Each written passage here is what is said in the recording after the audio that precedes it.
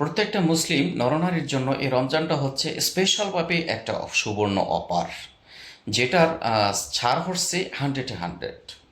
কারণ আমরা দেখি দুনিয়াতে যদি কোনো কিছু অফার দেওয়া হয় তাহলে হয়তো 40%, 20% অথবা 50%, হয়তো 75% হতে পারে, কিন্তু এই রমজানটা হচ্ছে প্রত্যেকটা মুসলিম নরনারীর জন্য 100% ছাড়।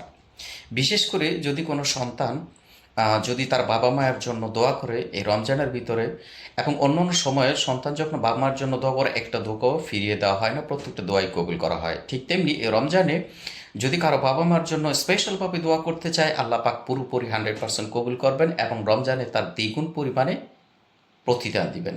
এমন প্রত্যেকটা বাবা মাই যদি কারো সন্তানের জন্য দোয়া করেন তাহলে আল্লাহ পাক অবশ্যই কবুল করে নেবেন, আর তার পরিমাণও কিন্তু অনেক হবে। তো আমরা চেষ্টা করব প্রত্যেকের জন্য দোয়া করার জন্য, প্রত্যেকের সবার নিজের পরিবর্তনের জন্য।